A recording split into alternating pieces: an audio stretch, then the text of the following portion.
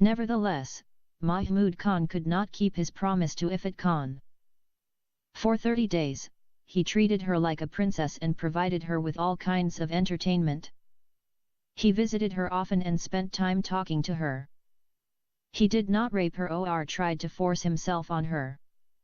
He much too tempted by her beauty and sexy body. He made her to swim in a bikini while sat by watching her. He struggled to control his passions and desires. He thought that she would fall in love with him and offer herself to him willingly. Unexpectedly, for Mahmud at least, Ifat turned out to be emotionally dead and asexual. She seemed to have no interest in men at all. Mahmud Khan deceitfully installed a video camera in her bathroom so that he could watch her while she was undressed. Oftentimes, while she was taking a bath, he would be locked in another room, masturbating at her image on a large screen TV. It was the only way he could keep his urges in check. Mahmud knew that eventually he needed Ifat's physical body to satisfy his urges. He was still unwilling to rape her. He knew that if he did force himself on her, she would think him no different from her Saudi husband. His sense of justice would not allow her to identify him with that Arab pedophile. There was some pride in his ability to attract women, and to have them fall at his feet. He wanted her to fall in love with him and come into his bed on her own accord. As the days rolled by, he began to feel disappointed and frustrated. She seemed to him as if she had no heart or had no sexual feeling for him. He observed her closely. Since the day his men kidnapped her and brought her to his farmhouse, he had not seen her masturbate. He kept 4 secret surveillance cameras in her bedroom and videotaped her movements day and night. Mahmud Khan decided he then had to induce sexual desire for men in Ifat Khan. He changed all the Indian movies he kept in her bedroom and replaced them with porn movies. He expected watching them would stir her sexuality and develop a healthy desire for men. That trick didn't exactly work the way he wanted it to. Looking at his surveillance tapes, Ifat seemed to be unhappy watching her first porn movie in his farmhouse. She could not watch it for more than a few minutes. It reminded her of her bitter experiences with her wicked Saudi husband. Flashbacks of the old man and his coercion methods of starvation and beatings were associated with pornographic films, killing off any stimulation or curiosity that may have been evoked in a normal person.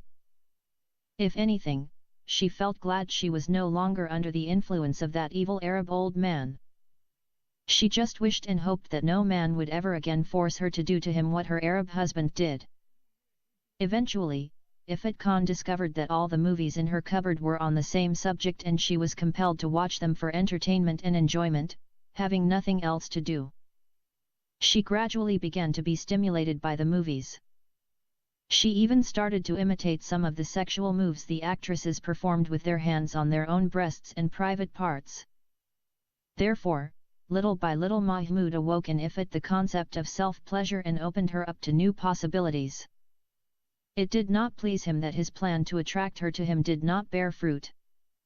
Whenever he showed up in her room or met her somewhere in his huge mansion, she reverted into the asexual girl he was so familiar with.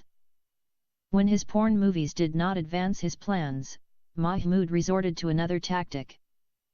He decided that he would have to catch Ifat in the very act of masturbating. He expected that this situation would find her in the throes of pleasure and then she would not able to deny him any longer. He bid his time until the day she was taking a bath.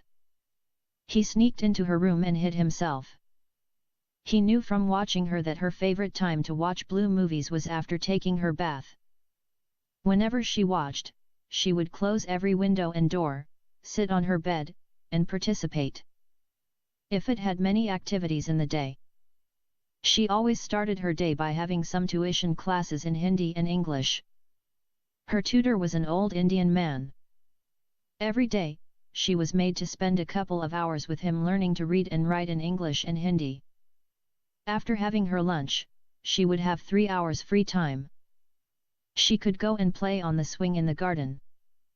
She would also, when she desired, go swimming in his swimming pool. Once so often, she would just sit in the beautiful garden and soak in all the colorful birds that flitted among the many lovely flowers and roses. After having her dinner, she could always be counted on to take a bath.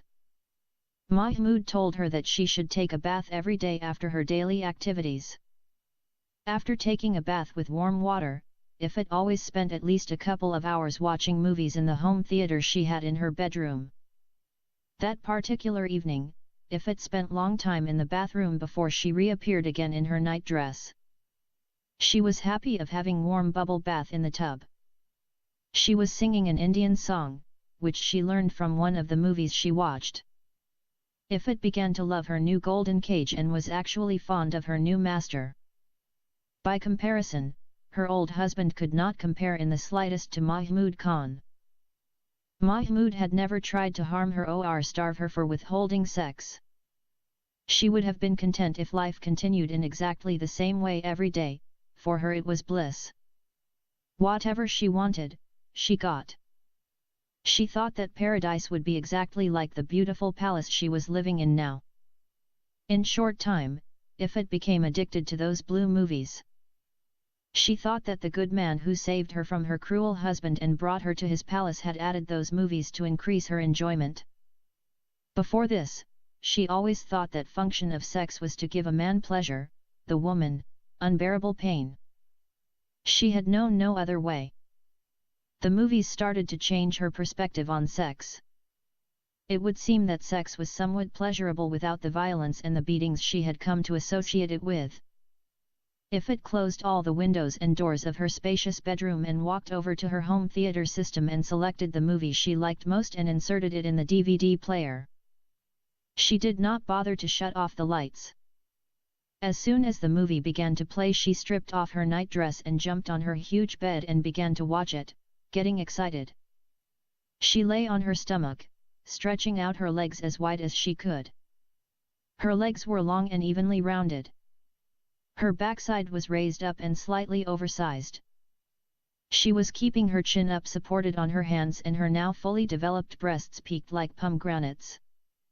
Everything about her body could be seen by the man who was hiding in the room except her private parts. She was completely naked. Her sexy posture kindled fire in Mahmoud Khan like an electric current and aroused him beyond measure. His excitement reached the limit of his control, and he knew that if he denied himself any further, he would probably explode in frustration. Waiting for the right time, he continued to watch her, just a few feet away, with Ifat completely unaware. After 20 minutes of erotic footage, Ifat flipped over and began to rest on her right side. When she changed her posture, it exposed her completely to the hiding man. She lifted her left leg and her right hand moved in slowly to touch her privates. She began to massage herself gently. Her left hand found the corresponding breast and started to caress it. Her hand was moving rapidly from breast to breast and fondling them both. Then, her fingers began to pinch her nipples hard. The right hand that was cupping her privates lost 2 of its fingers, which had disappeared in her. She began vocalize her pleasure and the room resonated with her moaning. Mahmoud stared at her, wetting her lips and sighing. Her tongue rhythmically licked at her lips, and soon she lost interest in the movie, her eyelids closing erotically. She eased onto her back and was spread-eagled, as if she was getting ready for her sexual partner. She folded her legs and placed her feet near her buttocks. Her right hand had lost its gentle strokes and took on a more ardent and rough action, as if she was feeling pain and she wanting to soothe it. She became lost to the world, soaring in the indescribable ecstasy of pleasure. Mahmoud Khan lost it. His conscious mind switched off and he became an animal looking at his mate.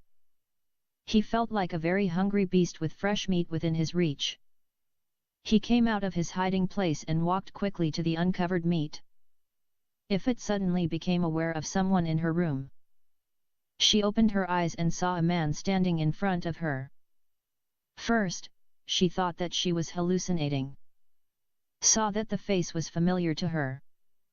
She knew it was the kind man who saved her from her cruel husband and brought her to his beautiful palace. She felt very shy and embarrassed. She changed her position quickly and gathered the bed sheet around her and covered her naked body. Her heart was beating fast and her body began to sweat. She couldn't utter a word. She waited for the good man to shout at her and rebuke her for the bad thing she was doing in his house. Instead, Ifrit saw the man sitting beside her. She felt his hand touching her head. His hand began to shake when it felt the sweat on her forehead. When Ifrit did not push his hand away, he concluded that his heart desire was going to be fulfilled at last. He knew that beneath the white sheet was the sexiest female body he ever seen in his life. She was within his reach and she was for him and him alone. His hand moved from her forehead and travelled down to her cheek. Ifrit did not resist yet, but that had not convinced him she was yielding. His hand moved to her lips and began to feel them. No reaction still. He moved yet closer to her and took her in his arms. Ifrit remained stationed in her position as if nothing was happening. When his hand moved quickly and grabbed one of her breasts, she pushed it away and retreated. He did not like the way she pushed away his hand. He tried to hug her again, but she prevented him. She used both hands and pushed him back. Mahmud Khan waited for a few minutes and tried to approach her again. This time, he held her head with both hands and began to kiss her mouth. She struggled to free her lips from his strong hold. He overpowered her and controlled her both hands. She began to kick with her feet. Nonetheless, all her efforts could not stop him from forcibly kissing her. When he let go of her lips and began to remove the bed sheet from her body, Ifrit began to scream for help. Her screaming jolted him back to sanity. He knew that if he continued to force himself on her, whatever gains he had made in winning her over would vanish and she would hate him for raping her. He knew that if he raped her he would never dream again of winning her love. Therefore, he stopped and asked her to forgive him for his indiscretion. Ifrit stopped screaming and began to weep. After that, Mahmud Khan tried to convince her that she had tempted him through her actions. He justified his violation of her privacy by lying to her. He said that he had a spare key to her bedroom. He came there to look for something important and he found her naked and masturbating, and that made him to lose his temperance. He promised that he would not try to do sex with her against her wish again. Ifrit said nothing and continued to weep. Mahmud Khan stood up and left her and went out of her room.